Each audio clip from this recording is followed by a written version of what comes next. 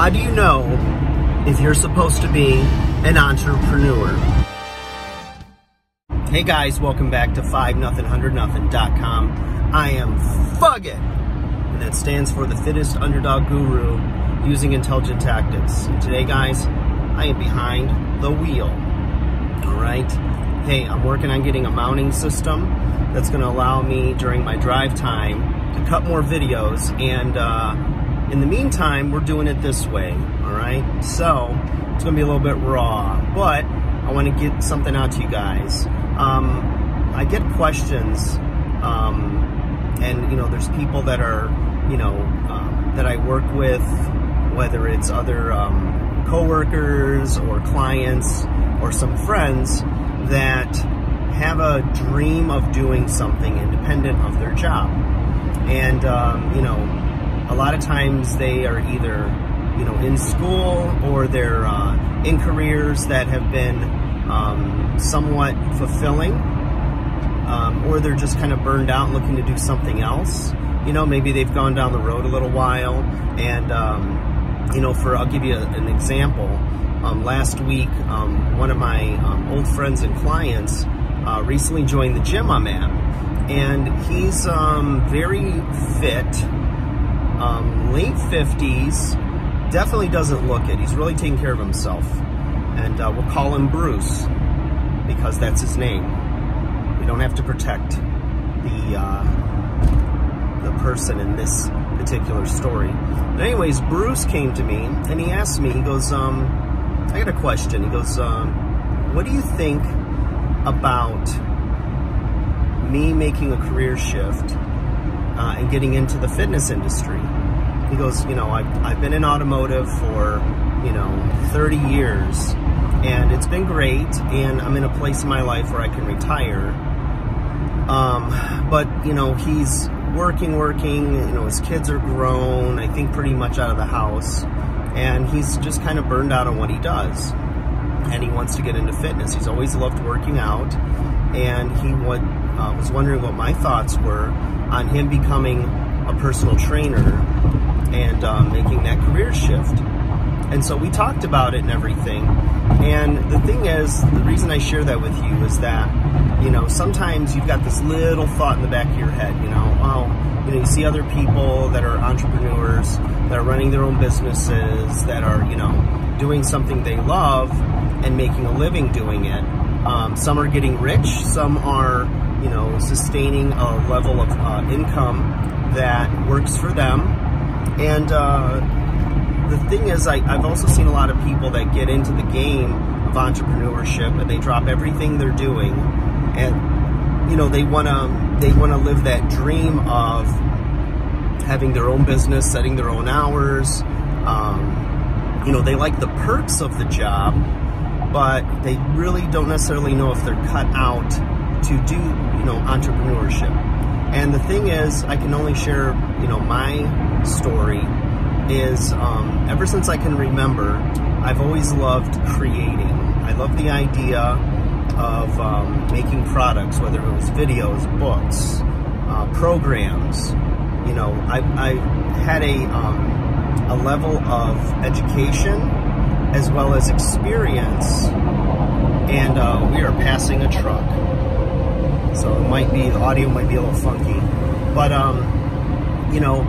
as far back as I can remember, I always liked the idea of creating something myself, and I would work relentlessly to produce content or create something. So the idea for me of going to work 9 to 5, punching a clock, having financial security, but having to play by the rules of somebody else and helping them live their dream, the owner of the business, whatnot, never appealed to me.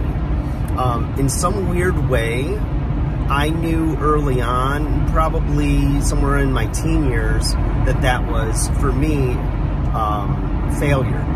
Like, when I think I told the story, when I was in high school, I was a really bad student because I didn't apply myself, because I didn't see an end game for it. I didn't care about going to college, getting a degree, and then going on to, be a desk jockey, or be an attorney, or be a doctor, or anything like that. An engineer living in Michigan, the Motor City. I didn't see myself working for the big three or any of that stuff. And coming from a family of military men, you know, my dad, grandparents, like, oh, you're going to go in the Army, or, you know, something like that. And I just it never appealed to me to either like work for the post office and retire, or work for the big three and get my gold watch and retirement and all that stuff. And it did appeal to my friends, and that's a lot of them, that's the career paths they took.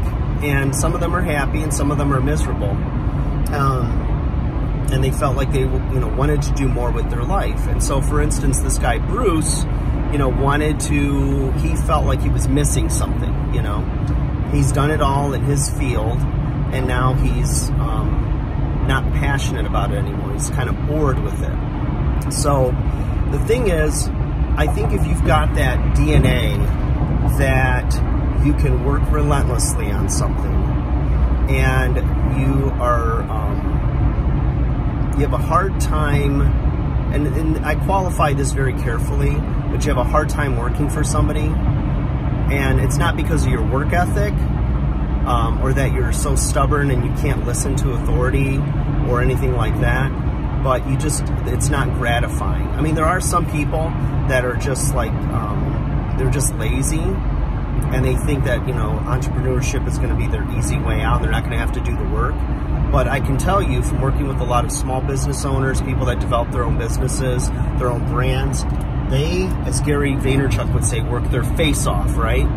And I was always that type that would work my face off. And to this day, being an independent contractor and having certain rules in place with whatever business I work for, I always still have an issue, or I have a little edge with doing certain things their way. I always want to do it my way because I think it's better. And whenever I've had employers that have allowed me to color outside the lines and create or do things a little differently, it's always been successful. I've never had failure in that way. In fact, I've had a lot of success. And I think I've mentioned this before, where I worked for a gym, and this was before boot camps and circuit training and high intensity circuits and medicine balls and battling ropes and sled pushes and all that. Before it was really popular with mainstream, I was able to bring that to a facility that had a giant gymnastics studio that was only in use when kids were off school, so whether it was early morning or after school hours, and the rest of the time all this real estate was sitting there. And I designed a program, and I took a year to do it. And I had a business plan. I approached my employer and showed him what I'd like to do, and so he gave me the go-ahead. He said, yeah, go right ahead and you set it up. I'll give you a small budget for equipment. And it ended up doubling my income the first year. And this was during the economic downturn where the big three were in trouble and a lot of people didn't have job security. But I was able to offer a personal training-like environment at a very reduced cost because I was scaling it and having 20, 30, 40, and my highest was 85, 86 people coming to my boot camp in one day, you know, paying a fraction of what you'd pay for personal training. But for my time, for my hour and a half time invested, it was like training clients hour to hour all day. And I was making that in 1 hour, maybe an hour and a half with setup. So there's a lot of things that I've done that have shown that I just have an entrepreneurial spirit or mindset or DNA. And so that's how I knew that I was cut out for that kind of work. I looked back on my professional wrestling career. Here I am, 20, 21 years old, and the internet was just getting going, and I put out a product that was basically just done on a Word file, you know, how to become a professional wrestler, because there was nothing like that on the market at the time. So what it was simply like a 20, 30 page how-to, you know, get into the professional wrestling business. And it was all on mail order, and I just set up a little page online, and there was a handful of guys that bought this product from me for, I think it was $10 or $15. It wasn't a lot. It was all set up with a P.O. box, and they went on to have more success than myself in professional wrestling, which is awesome. I was glad I could be a part of their journey and help them along. But The thing is that was just something that was inside of me, and I had the desire to do it.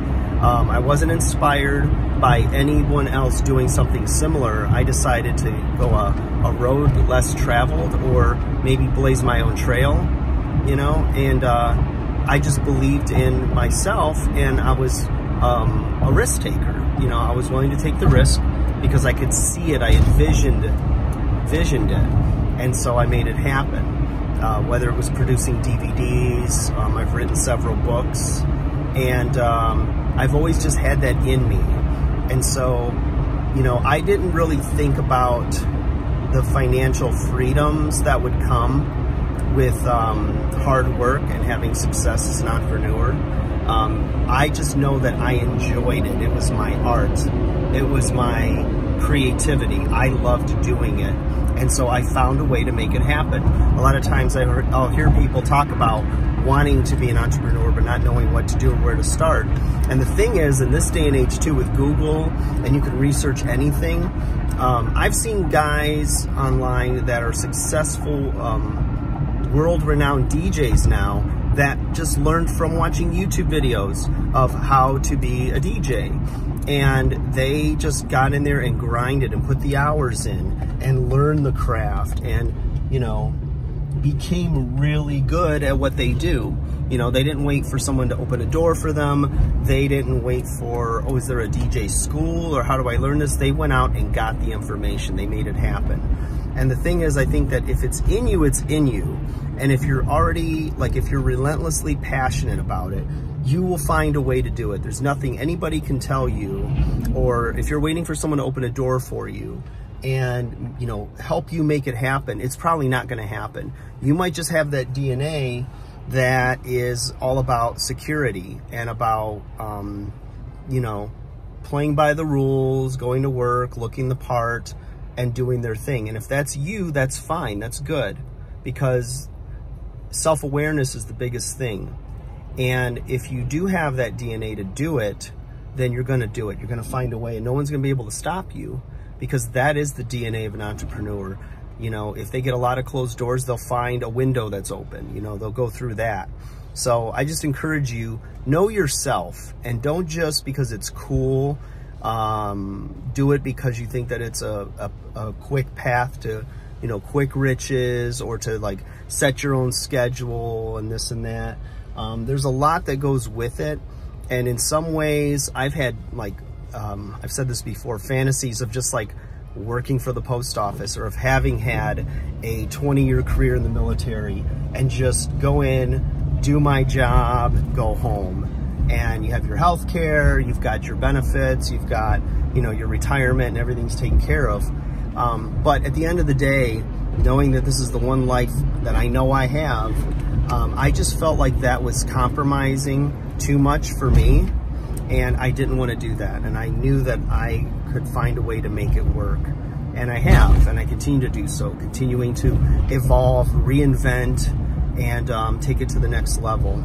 So that's just my thoughts on that, guys. Hopefully that helps some of you that are thinking about a career change, or wondering if you've got what it takes to be an entrepreneur.